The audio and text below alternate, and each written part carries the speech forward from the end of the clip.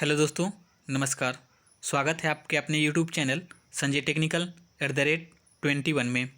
आज की इस वीडियो में हम फिटर टेट के कुछ इंपॉर्टेंट क्वेश्चंस का डिस्कशन करने वाले हैं। तो आज की यह वीडियो आप लोगों के लिए काफ़ी इंपॉर्टेंट होने वाली है, क्योंकि आज की इस वीडियो में हम जिस प्रकार का एग्ज़ाम का आपका पैटर्न होता है, कुछ उसी प्रकार के पैटर्न को फॉलो करते हुए आज की इस वीडियो में हम क्वेश्चंस का डिस्कशन करने वाले हैं। यानी कि आपने अगर नोटिस किया होगा तो जो एग्ज़ाम में क्वेश्चन पूछे जाते हैं वहाँ पे आपके जो स्टार्टिंग के क्वेश्चन होते हैं वो आपके बेसिक लेवल के क्वेश्चन रहते हैं, मतलब कि साधारण क्वेश्चन रहते हैं। ठीक है। इसके बाद थोड़ा सा और हम आगे बढ़ते हैं क्वेश्चन में, तो वहाँ पे आपको मॉडरेट लेवल के क्वेश्चन देखने मिलते हैं, यानी कि उससे थोड़ा सा टफ क्वेश्चन आपको देखने को मिलते हैं। और जैसे जैसे आपके क्वेश्चन को लास्ट में बढ़ते हैं वहाँ पे आपको टफ जो है उससे और भी क्वेश्चन देखने को मिलते हैं। यानी क्वेश्चन को जब हम क्वेश्चन पेपर के लास्ट में हम पहुँचते हैं तो आपका जो क्वेश्चन का लेवल है वो थोड़ा सा अप हो जाता है, बढ़ जाता है। तो इस प्रकार से कुछ एग्ज़ाम का पैटर्न होता है, यानी कि बेसिक, उसके बाद मॉडरेट, उसके बाद टफ लेवल का क्वेश्चन एग्जाम में आपसे पूछा जाता है। ठीक उसी प्रकार के पैटर्न को फॉलो करते हुए आज की इस वीडियो में हम क्वेश्चन का डिस्कशन करने वाले हैं। आज की हमारी इस वीडियो में आपको स्टार्टिंग के जो क्वेश्चन हैं वो आपके बेसिक क्वेश्चन देखने को मिलेंगे। उसके बाद आपके जो और भी आगे हम वीडियो के डीप में जाएंगे तो वहाँ पे आपको मॉडरेट लेवल के क्वेश्चन देखने को मिलेंगे। इसके बाद जैसे जैसे आप वीडियो को लास्ट तक पहुँचेंगे वहाँ आपके जो क्वेश्चन है आपका टफ क्वेश्चन भी देखने को मिलेगा। तो आप एक या दो क्वेश्चन को देख करके ये ना समझिएगा कि यह वीडियो अब मतलब कि इसमें हमारी प्रिपरेशन बहुत अच्छी है या क्वेश्चंस का लेवल बहुत लो है। थोड़ा सा पेशेंस रखिएगा और वीडियो को लास्ट तक देखिएगा। डेफिनेटली आज की इस वीडियो से आपको बहुत सारी नई चीज़ें सीखने को मिलने वाली है। तो चलिए आज की इस वीडियो को शुरू करते हैं। आज का जो हमारा पहला प्रश्न है यह बियरिंग से है।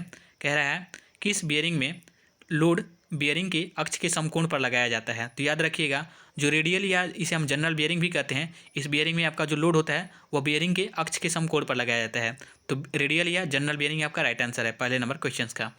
ठीक है। और इसके अलावा बियरिंग से संबंधित कुछ इंपॉर्टेंट पॉइंट है जो आपसे एग्जाम में पूछता है, तो उन सारे पॉइंट्स को भी मैं आप लोगों के साथ डिस्कस करना चाहता हूँ, ताकि और किसी भी पॉइंट का अगर कोई भी क्वेश्चन पूछता है तो उस क्वेश्चन का भी आप आंसर सही प्रकार से करके आएँ।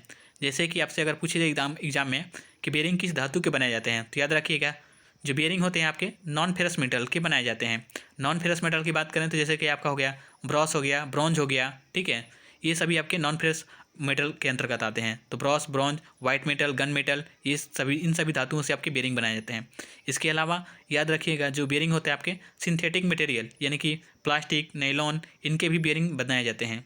ठीक है। और बेयरिंग के प्रकार की बात करें ये कितने प्रकार के होते हैं, तो याद रखिएगा जो बेयरिंग होता है वो आपके मुख्यतः दो प्रकार का होते हैं, एक फ्रिक्शन बेयरिंग और एक एंटी फ्रिक्शन बेयरिंग। अब एंटी फ्रिक्शन की फ्रिक्शन बेयरिंग की बात करें तो ये आपके दो प्रकार के होते हैं, सॉलिड बेयरिंग और आपका जो है स्प्लिट बेयरिंग। और एंटी फ्रिक्शन बेयरिंग की बात करें तो यह भी आपका अलग अलग प्रकार का होता है, जैसे कि ball bearing, needle bearing, roller bearing. ठीक है।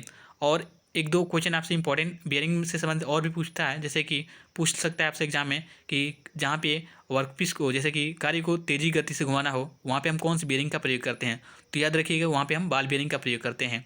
इसके अलावा अभी हाल ही के एग्जाम में पूछा गया था कि बॉल बेयरिंग में किस प्रकार का कंटैक्ट होता है, तो याद रखिएगा बॉल बेयरिंग में आपका पॉइंट कंटैक्ट होता है। इसके साथ ही नीडल या रोलर बेयरिंग में आपके लीनियर कंटैक्ट होता है। तो बेयरिंग से संबंधित इतने अगर आप क्वेश्चन इतने पॉइंट्स को आप याद रखते हैं तो डेफिनेटली बेयरिंग का कोई कोई क्वेश्चन आपको छूटेगा नहीं और उन सारे भी क्वेश्चन का जो है आंसर आप सही प्रकार से कर पाएंगे। और मैं आपसे रिक्वेस्ट करता हूं कि एक क्वेश्चन को ये ना देखिए कि आज की इस वीडियो में हम कितने क्वेश्चन डिस्कस कर रहे हैं, बल्कि आप ये देखिएगा कि एक क्वेश्चन के साथ में हम कितने इंपॉर्टेंट पॉइंट को कवर कर रहे हैं।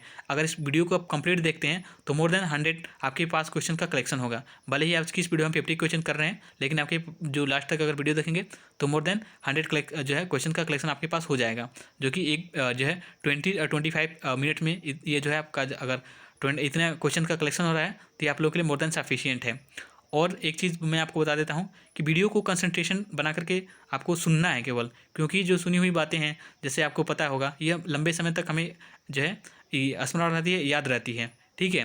तो सुनी हुई बातें आपको लंबे समय तक याद रहती हैं। इस वजह से मैं वर्बली वीडियो को जो है क्वेश्चंस का अधिक डिस्कशन कर रहा हूँ, ताकि जो भी इंपॉर्टेंट पॉइंट है उन सारे इंपॉर्टेंट पॉइंट्स का जो है आंसर और आपको पता चल जाए और उन सारे क्वेश्चंस का जो है आप सही प्रकार से एग्जाम में आंसर करके आएँ। अब चलिए अब आगे बढ़ते हैं नेक्स्ट क्वेश्चन की तरफ। नेक्स्ट क्वेश्चन है आपका पावर ट्रांसमिशन से। कह रहा है कि रस्सी को मोड़ने को क्या कहते हैं, तो याद रखिएगा रस्सी को मोड़ने को हम बाइट कहते हैं, और इसी बाइट को क्रॉस कर देते हैं तो उसे जो लूप बनता है उसे हम लूप या टर्म कहते हैं। तो ये भी इंपॉर्टेंट पॉइंट है, आप इसको याद रखिएगा। रस्सी को मोड़ने को बाइट कहते हैं और इसी बाइट को मोड़ करके क्या बनाया जाता है, लूप या टर्म बनाया जाता है। ठीक है। तो ये भी इंपॉर्टेंट पॉइंट है, आप इस को याद रखेंगे। नेक्स्ट क्वेश्चन है आपका 3rd नंबर का। क्वेश्चन है आपका ग्रेविटी फीड लुब्रिकेशन का अच्छा उदाहरण क्या है? तो याद रखिएगा ग्रेविटी फीड लुब्रिकेशन का जो सबसे अच्छा उदाहरण है वो आपका है विक फीड लुब्रिकेशन। ठीक है, इसके साथ ही एक क्वेश्चन आपसे और एग्जाम में पूछता है लुब्रिकेशन से संबंधित, ठीक है, कि स्प्लैशलेस लुब्रिकेशन का सबसे अच्छा उदाहरण क्या है? तो याद रखिएगा स्प्लैशलेस लुब्रिकेशन का जो सबसे बेस्ट उदाहरण है वो आपका है रिंग लुब्रिकेशन। ठीक है, और रिंग लुब्रिकेशन का जो प्रयोग है वो ऑयल इंजन में किया जाता है। ये भी important, very very important point है, आप इसको याद रखेंगे। नेक्स्ट है क्वेश्चन है आपका मशीन रिमर। तो याद रखिएगा मशीन रिमर में आपकी जो लीड होती है वो आपकी वेवल लीड होती है। तो क्वेश्चन है आपका मशीन रिमर में कौन सी लीड पाई जाती है या कौन सी लीड होती हैं? तो याद रखिएगा इसमें वेवल लीड होती हैं। और इसके साथ ही एक होता है आपका हैंड रिमर। तो हैंड रिमर में आपका जो है टेपर लीड होता है या टेपर लीड दी जाती है। तो ये भी आप इंपॉर्टेंट पॉइंट है, आप इसको याद रखेंगे। रिमर की बात करें तो यह प्रकार का मल्टी पॉइंट कटिंग टूल है। इसका प्रयोग पहले से किए गए सुराख को फिनिश करने के लिए और उसे एक्यूरेट साइज में बनाने के लिए हम रिमर का प्रयोग करते हैं। ठीक है, अब नेक्स्ट क्वेश्चन की तरफ बढ़ते हैं। नेक्स्ट क्वेश्चन है 5 नंबर का। क्योंकि अगर आप एक ही क्वेश्चन का ज़्यादा डिटेल करेंगे तो वीडियो आप लोगों के लिए काफ़ी लंबी हो जाएगी, और ये रिवीजन क्लास है तो मैं नहीं चाहता कि वीडियो काफ़ी आपकी लंबी हो। जल्दी से जल्दी हम क्वेश्चन का जो है डिस्कशन कर रहे हैं। नेक्स्ट क्वेश्चन आपका 5 नंबर का। फिर भी जो इंपॉर्टेंट पॉइंट है किसी क्वेश्चन से वो मैं आप लोगों को जरूर बताऊँगा। 5 नंबर क्वेश्चन आपका मनीला तथा हेम्प रोप को कैसे तैयार किया जाता है? तो आजकल पावर ट्रांसमिशन से कुछ क्वेश्चन अधिक पूछे जा रहे हैं, तो मैं आज की इस वीडियो में कोशिश किया हूँ कि जो इंपॉर्टेंट पॉइंट है पावर ट्रांसमिशन से उसका जो है डिस्कशन आप लोगों के साथ किया जाए, ताकि आपको एग्जाम में किसी प्रकार की कोई प्रॉब्लम ना हो। तो याद रखिएगा जो मनीला या हेम्प रोप होते हैं, उन्हें जो जंगली केले होते हैं उनके केले के फाइबर का, उनके जो केले के छिलके होते हैं उनका जो फाइबर होता है, इनसे आपके मनीला या हेम्प रोप को तैयार किया जाता है। तो ये आपका राइट आंसर होगा जंगली केले के फाइबर से। ठीक है, नेक्स्ट क्वेश्चन है आपका 6 नंबर का। मशीन पर टूल को पकड़ने के लिए कितने प्रकार के टेपर प्रयोग किए जाते हैं? तो याद रखिएगा मशीन पर टूल को पकड़ने के लिए 2 प्रकार के टेपर दिए जाते हैं। एक होता है सेल्फ होल्डिंग टेपर, एक होता है self releasing taper. Self holding taper की बात करें तो इसमें आपका मीट्रिक और आपके क्या कहते हैं उसमें मोस्ट टेपर आते हैं। ठीक है, और मीट्रिक टेपर से क्वेश्चन आपसे एग्जाम में अक्सर पूछा जाता है कि मीट्रिक टेपर का अनुपात कितना होता है? तो याद रखिएगा यह जो अनुपात होता है आपका 1:20 का होता है। ठीक है, इसके साथ ही पिन टेपर से भी क्वेश्चन पूछता है कि पिन टेपर का अनुपात कितना होता है? तो याद रखिएगा यह 1:50 होता है। ठीक है, तो यहाँ पे जो इंपॉर्टेंट पॉइंट है मैं आपको लिख देता हूँ। मीट्रिक टेपर का अनुपात 1:20 होता है, और पिन टेपर का जो अनुपात होता है, पिन टेपर का अनुपात 1:50 होता है। तो ये आपको याद रखना है क्योंकि इससे क्वेश्चन आपसे एग्जाम में पूछता है। ठीक है, चलिए अब नेक्स्ट आगे बढ़ते हैं। मैं आपको बता चुका हूँ कि अभी तक कि टूल और मशीन पर टूल को पकड़ने के लिए कितने प्रकार के टेपर प्रयोग किए जाते हैं? तो याद रखिएगा 2 प्रकार के, एक सेल्फ होल्डिंग और एक सेल्फ रिलीजिंग। ठीक है, नेक्स्ट क्वेश्चन की तरफ बढ़ते हैं। 7 नंबर क्वेश्चन है आपका सोल्यूबल ऑयल और पानी का अनुपात कितना होता है? ठीक है, तो ये तो वेरी वेरी इंपॉर्टेंट क्वेश्चन है, ये न जाने कितने सारे एग्जाम में बार बार रिपीट होता है।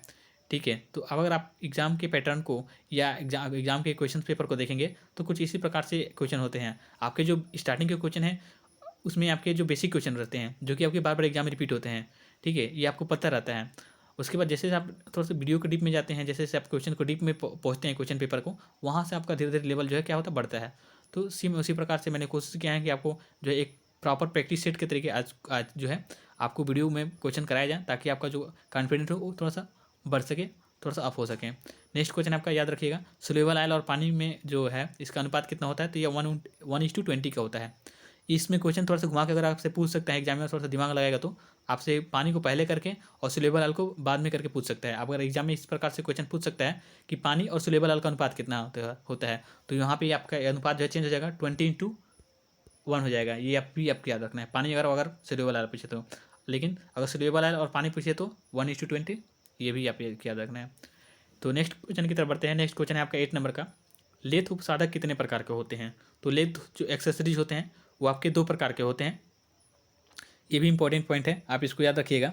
ठीक है, नेक्स्ट क्वेश्चन है आपका बड़ी सतहों पर फाइलिंग के लिए किस फाइल का प्रयोग करते हैं? तो याद रखिएगा बड़ी सतहों पर फाइलिंग करने के लिए हम ब्लॉक फाइल का प्रयोग करते हैं। तो ये भी इंपॉर्टेंट पॉइंट है, स्पेशल फाइल से संबंधित क्वेश्चन आपसे एग्जाम में पूछता है, तो इस प्रकार के फाइल को इस प्रकार के क्वेश्चन आपसे एग्जाम में पूछ सकता है।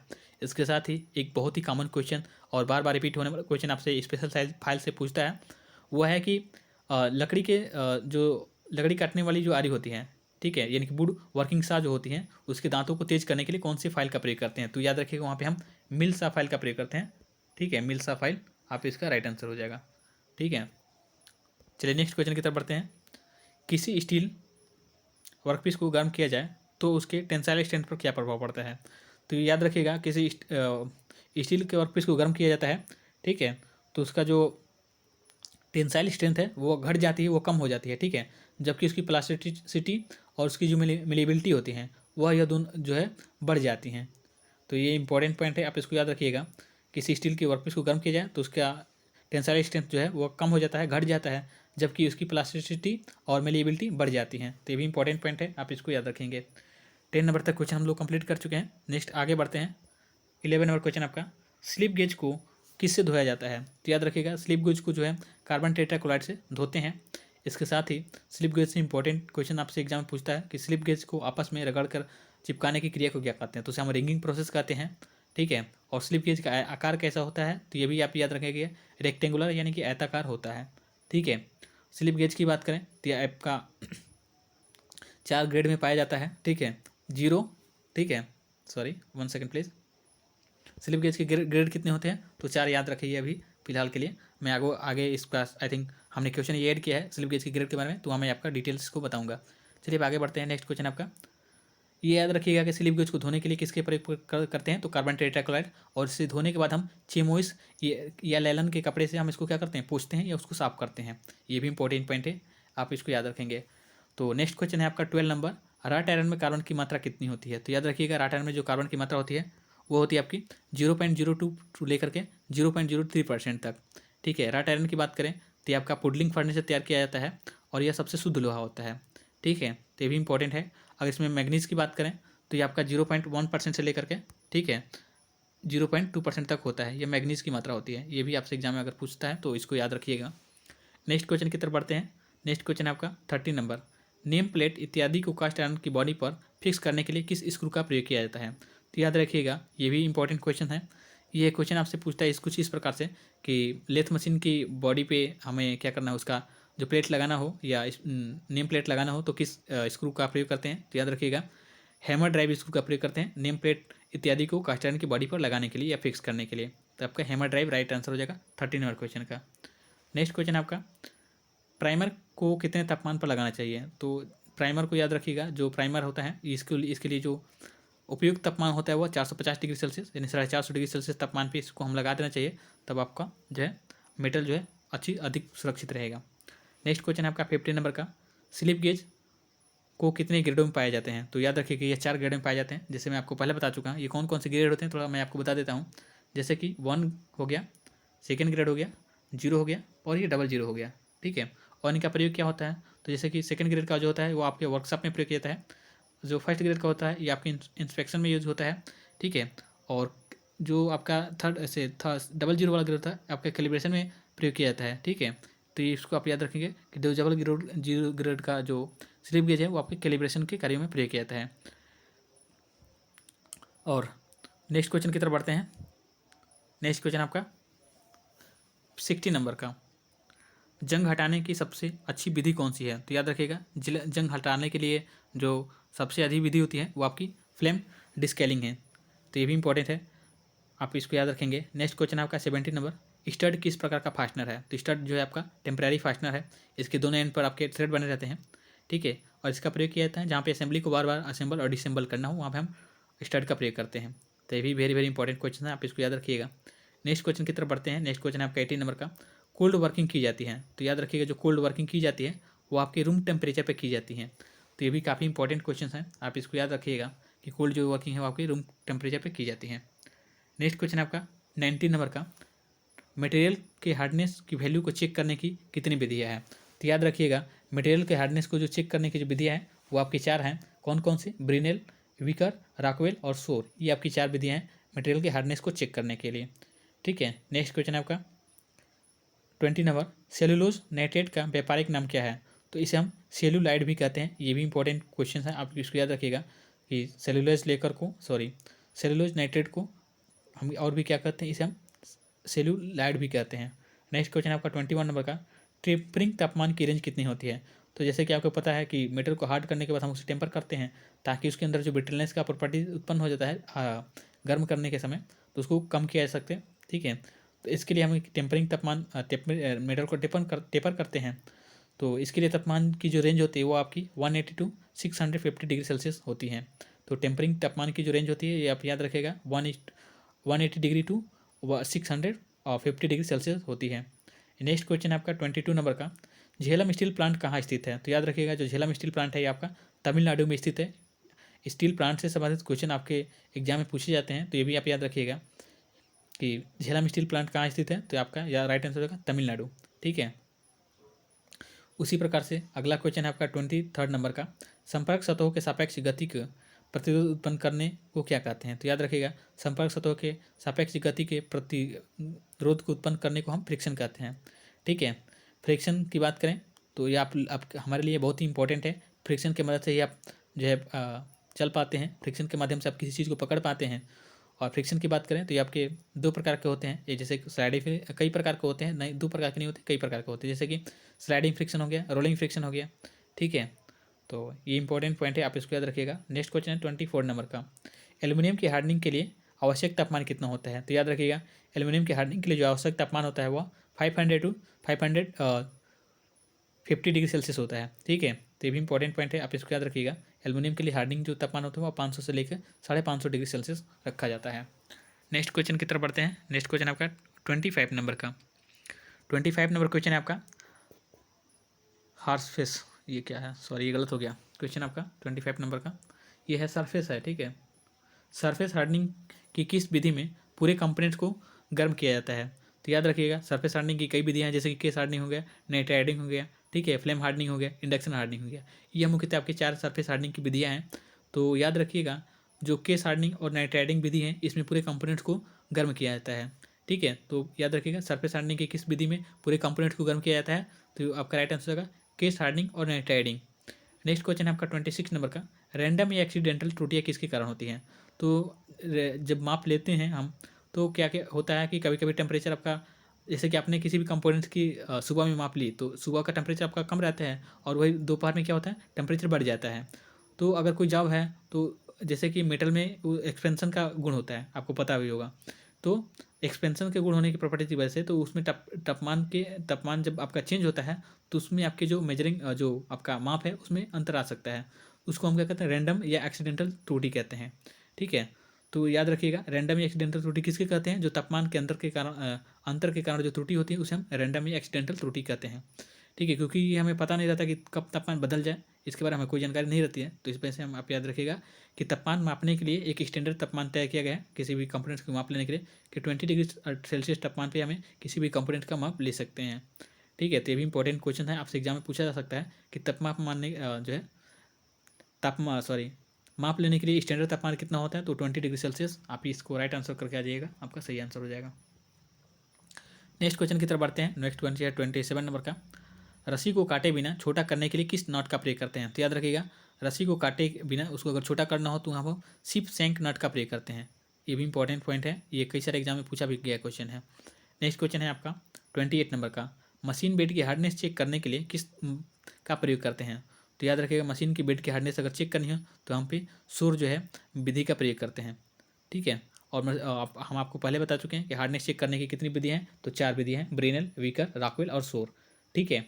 नेक्स्ट क्वेश्चन है आपका 29 नंबर का, सॉफ्ट तथा पतले पदार्थ के लिए किस स्क्रू का प्रयोग करते हैं? तो याद रखिएगा सेल्फ फार्मिंग स्क्रू का प्रयोग करते हैं सॉफ्ट और पतले पदार्थ के लिए। ठीक है। तो ये भी आपका इंपॉर्टेंट पॉइंट है, आप इसको याद रखेंगे। नेक्स्ट क्वेश्चन है आपका 30 नंबर का, टरबाइन आयल और सर्कुलेटिंग आयल किस प्रकार के लुब्रिकेंट है? तो याद रखिएगा टरबाइन आयल और सर्कुलेटिंग आयल जो होते हैं आपके इंडस्ट्रियल आयल के लुब्रिकेंट है। ठीक है। लुब्रिकेंट की बात करें तो यह प्रकार का पदार्थ होता है जो दो मैचिंग पार्ट्स के बीच में लगाया जाता है। ठीक है। जिससे आपके जो फ्रिक्शन है, जो टेम्परेचर है उसको कंट्रोल किया जा सके। ठीक है। और लुब्रिकेंट की बात करें तो आपके 3 प्रकार के होते हैं, सॉलिड, सेमी सॉलिड और लिक्विड। ठीक है। तो ये भी आप इंपॉर्टेंट पॉइंट है, आप इसको याद रखिएगा। जो आपके ग्रेफाइट है ये आपका सॉलिड लुब्रिकेंट है, आपका जो ग्रीस होता है वो सेमी सॉलिड लुब्रिकेंट है, और जो आपका सोल्यूबल आयल है आपका लिक्विड लुब्रिकेंट है। तो ये भी इंपॉर्टेंट पॉइंट है, इन सारे पॉइंट्स को लुब्रिकेंट से संबंधित जो भी इंपॉर्टेंट पॉइंट है इनको याद रखेंगे आप। नेक्स्ट क्वेश्चन आपका 31 नंबर का, ट्राइपॉड की कितनी टांगें होती हैं? तो ये भी क्वेश्चन कई सारे एग्जाम में रिपीट हुआ है, तो याद रखिएगा जो ट्राइपॉड होती है इसकी 3 टांगें होती हैं। ठीक है। नेक्स्ट क्वेश्चन है आपका 32 नंबर का, क्वेश्चन है आपका, एक ही लोकेशन से एक से अधिक ऑपरेशन करने हो तो वहाँ पे हम किसका प्रयोग करते हैं? तो याद रखिएगा स्लिप रिन्यूएबल बुश का प्रयोग करते हैं एक ही लोकेशन से एक से अधिक ऑपरेशन करने के लिए। ठीक है, इसके साथ ही एक क्वेश्चन आपसे पूछता है कि बोर्ड से लोकेशन लेने के लिए किस जी का प्रयोग करते हैं? तो आप याद रखिएगा बोर्ड से लोकेशन लेने के लिए हम पोस्ट जी का प्रयोग करते हैं। तो ये आप देख लीजिएगा क्वेश्चन, इसमें काफ़ी जो सिमिलरिटी रहती है इस वजह से थोड़ा सा आप क्वेश्चन को गलत कर सकते हैं। नेक्स्ट क्वेश्चन आपका 33 नंबर का, इमर्सन ब्रेजिंग की जाती है। तो इमर्सन जो ब्रेजिंग की जाती है वो आपके मास प्रोडक्शन में की जाती है। ठीक है, तो ये भी इंपॉर्टेंट पॉइंट है, आपसे एग्जाम में क्वेश्चन पूछ सकता है कि मास प्रोडक्शन में कौन सी ब्रेजिंग विधि प्रयोग की जाती है? तो इमर्सन ब्रेजिंग की जाती है। नेक्स्ट क्वेश्चन आपका 34 नंबर का, अपर क्रिटिकल टेम्परेचर और लोअर क्रिटिकल टेम्परेचर किस में समान होता है? यानी कि किस में समान होता है? स्टील के किस स्ट्रक्चर में आपका अपर क्रिटिकल टेम्परेचर और लोअर क्रिटिकल टेम्परेचर समान होता है? लोअर क्रिटिकल टेम्परेचर की बात करें तो यह 723 डिग्री सेल्सियस होता है। ठीक है, आप याद रखिएगा लोअर क्रिटिकल टेम्परेचर कितना होता है? 730 डिग्री, 723 डिग्री सेल्सियस। और अपर क्रिटिकल टेम्परेचर की बात करें तो 800 डिग्री सेल्सियस होता है। लेकिन जो यूक्रेटाइल होता है स्टील, इसमें आपके दो लोअर क्रिटिकल टेम्परेचर और अपर क्रिटिकल टेम्परेचर ये आपके सेम होते हैं, ये भी आपको याद रखना है। ठीक है, तो नेक्स्ट क्वेश्चन की तरफ बढ़ते हैं। नेक्स्ट क्वेश्चन आपका 35 नंबर कह रहे हैं 1 माइक्रो इंच बराबर होता है। तो याद रखिएगा 1 माइक्रो इंच जो बराबर होता है वो आपके 0.00001 इंच के बराबर होता है। ठीक है, तो ये भी वेरी वेरी इंपॉर्टेंट पॉइंट है, आपसे एग्जाम में पूछता है क्वेश्चन, ये आपसे एग्जाम में पूछता है कि 1 माइक्रोमीटर बराबर कितना होता है? तो याद रखिएगा 1 माइक्रोमीटर बराबर होता है 0.01 मिलीमीटर। ठीक है, नेक्स्ट क्वेश्चन की तरफ बढ़ते हैं। की को कैसे फिट किया जाता है? तो याद रखिएगा जो की होती है उसको हम अक्ष के समानांतर फिट करते हैं, और की जो है आपका टेम्परेरी फास्टनर का उदाहरण है। नेक्स्ट क्वेश्चन की तरफ बढ़ते हैं। 37 और क्वेश्चन आपका, जिब हेड की को बाहर निकालने के लिए किसका प्रयोग करते हैं? तो ये वेरी वेरी इंपॉर्टेंट क्वेश्चन है, आप याद रखिएगा कि जिब को बाहर निकालने के लिए हम की ड्रिफ्ट का प्रयोग करते हैं, ड्रिफ्ट का प्रयोग करते हैं, की ड्रिफ्ट का। ठीक है, नेक्स्ट क्वेश्चन है आपका 38 नंबर का, स्क्रू थ्रेड का सबसे बड़ा व्यास क्या होता है? तो याद रखिएगा स्क्रू थ्रेड का जो सबसे बड़ा व्यास होता है वो आपका मेजर डायमीटर होता है। ठीक है, और जो सबसे छोटा व्यास होता है आपका माइनर डायमीटर होता है। और नेक्स्ट क्वेश्चन की तरफ बढ़ते हैं। 39 नंबर क्वेश्चन आपका, किस गेज के गो और नो गो सिरे एक ही एंड पर बने रहते हैं? तो याद रखिएगा ये आपका प्रोग्रेसिव गेज होता है। ये भी क्वेश्चन कई सारे एग्जाम में रिपीट हुआ क्वेश्चन है। नेक्स्ट क्वेश्चन की तरफ आप बढ़ते हैं। नेक्स्ट क्वेश्चन आपका 40 नंबर का, लिमिट गेज का गो सिरा होता है। तो याद रखिएगा जो लिमिट गेज का जो गो सिरा होता है वो थोड़ा सा लंबा बनाया जाता है। ठीक है, नेक्स्ट क्वेश्चन की तरफ बढ़ते हैं। 41 नंबर क्वेश्चन आपका, वर्कशॉप गेज को किस तापमान पर रखना चाहिए? तो याद रखिएगा जो वर्कशॉप गेज हैं उनको 20 डिग्री सेल्सियस तापमान पर रखना चाहिए, या अगर किसी भी कंपोनेंट की माप लेनी हो तो उसके लिए भी स्टैंडर्ड जो तापमान है वो 20 डिग्री सेल्सियस होना चाहिए। ठीक है, नेक्स्ट क्वेश्चन है आपका 42 नंबर का, डाई को घुमाने के लिए किसका प्रयोग करते हैं? तो याद रखिएगा डाई को घुमाने के लिए हम, या डाई को पकड़ने के लिए हम डाई स्टॉक का प्रयोग करते हैं। नेक्स्ट क्वेश्चन आपका 43 नंबर का, प्लास्टिक या एल्यूमिनियम की टाइपिंग के लिए किसका प्रयोग करते हैं? तो याद रखिएगा टाइपिंग नहीं है, यहाँ पे टेपिंग होना चाहिए। ठीक है, सॉरी, प्लास्टिक या एल्यूमिनियम की जो ये सॉफ्ट मेटल है, ठीक है, तो इनकी टेपिंग करने के लिए, टेप काटने के लिए इसके अंदर हम फ्रूटलेस टेप का प्रयोग करते हैं। टेप की बात करें तो आपके दो प्रकार के होते हैं, एक टेप एक हैंड टेप और एक मशीन टेप। ठीक है, तो ये भी इंपॉर्टेंट पॉइंट है, आप इसको याद रखिएगा। और हैंड टेप के आपके 3 प्रकार होते हैं, टेपर, इंटरमीडिएट और बॉटमिंग टेप। ठीक है, नेक्स्ट क्वेश्चन की तरफ बढ़ते हैं। टेपर टैप की कितनी चूड़ियाँ टेपर में होती हैं? तो याद रखिएगा जो टेपर टेप होता है इसकी 6 चूड़ियाँ आपके टेपर में होती हैं, जबकि इंटरमीडिएट टेप की बात करें तो 3 से 4 चूड़ियाँ होती हैं। और बॉटमिंग टेप या जिसे फिनिशर टेप भी कहते हैं उसकी जो 2 से 3 या कोई भी एक चूड़ी उसकी टेपर में नहीं रहती है। तो एग्जाम में आप इससे याद रखिएगा, और इसका फिनिशर टैप। ठीक है, नेक्स्ट क्वेश्चन की तरफ बढ़ते हैं। नेक्स्ट क्वेश्चन आपका 45 नंबर का, ट्विस्ट ड्रिल में किस प्रकार के फ्लूइड बनते हैं? तो याद रखिएगा जो ट्विस्ट ड्रिल होता है ये आपके हाई स्पीड स्टील से बनाए जाते हैं, और इसका प्रयोग जो है आपके किसी जाव के अंदर गोल सुराख करने के लिए किया जाता है। और इसके पॉइंट एंगल की बात करें तो 180 डिग्री होता है, यानी कि 118 डिग्री होता है। ठीक है, लेकिन यह अलग अलग मेटल के लिए अलग अलग आपका वेरी करता है। तो याद रखिएगा जो ट्विस्ट ड्रिल में जो फ्लूइड दिए जाते हैं वो आप दिए जाते हैं राइट हैंड फ्लूइड बनाए जाते हैं। ठीक है, नेक्स्ट क्वेश्चन की तरफ बढ़ते हैं। नेक्स्ट क्वेश्चन आपका 46 नंबर का, ड्रिल अपने से बड़े साइज का होल बनाता है कब? जबकि कटिंग एज की जो कटिंग एज है ड्रिल के वो आसमान होगा, यानी कि अनइक्वल होगा। तो जो ड्रिल से बना हुआ ड्रिल का जो साइज होगा उससे जो जो होल बनाएगा वो उसके साइज से ज़्यादा बड़ा बनाएगा। ठीक है, तो वो कब बनाता है? जो आसमान कटिंग एज होते हैं उसके तब। नेक्स्ट क्वेश्चन आपका 45 नंबर का, कूलेंट को कटिंग एज तक कौन पहुँचाता है? तो जो कूलेंट होते हैं उनको ड्रिल में जो फ्लूइड्स दिए जाते हैं वही उनको जो उसके कटिंग पॉइंट तक पहुँचाते हैं कूलेंट को। ठीक है, इसके अलावा जो फ्लूइड्स होते हैं वो आपके चिप्स को जो बाहर निकलने में भी मदद करते हैं। तो ये भी इंपॉर्टेंट पॉइंट है, आप इसको याद रखिएगा। नेक्स्ट क्वेश्चन आपका 48 नंबर का, स्नग फिट किस फिट के अंतर्गत आता है? तो याद रखिएगा जो स्नग फिट है आपके, ये क्लियरेंस फिट के अंतर्गत आता है। ठीक है, फिट की बात करें तो ये दो जॉब के संबंध, दो कंपोनेंट्स के बीच का जो संबंध होता है उसी को हम फिट कहते हैं। ठीक है, आइए आपके अलग अलग प्रकार के फिट होता है, जैसे कि clearance fit, transitional fit, interference fit. Next question है आपका 49 नंबर का, किसी पार्ट का वह साइज जिस पर लिमिट फिक्स की जाती है उसे क्या कहते हैं? तो याद रखिएगा, किसी पार्ट का वह साइज जिस पर लिमिट फिक्स की जाए उसे हम बेसिक साइज कहते हैं। तो ये भी इंपॉर्टेंट पॉइंट है, आपसे एग्जाम पूछ सकता है। और एक क्वेश्चन आपसे एग्जाम पूछता है अक्सर कि कंपोनेंट्स को बनाने के बाद जो माप ली जाती है उसे हम क्या कहते हैं? तो उसे हम एक्चुअल साइज कहते हैं। यही आपको याद रखना है। नेक्स्ट क्वेश्चन आपका 50 नंबर का, और आज की यह वीडियो का अंतिम क्वेश्चन भी है। तो 50 नंबर क्वेश्चन आपका, इंडियन स्टैंडर्ड के अनुसार टॉलरेंस की ग्रेड कितनी होती है? तो याद रखिएगा, इंडियन स्टैंडर्ड के अनुसार जो टॉलरेंस की ग्रेड होती है वो आपकी 18 होती है। ठीक है, तो ये भी इंपॉर्टेंट क्वेश्चन है। आपका जो टॉलरेंस ग्रेड होता है वो आपका MT 0 से लेकर के MT 16 तक होता है। ठीक है, ऐसे आप याद रखिएगा 16 तक।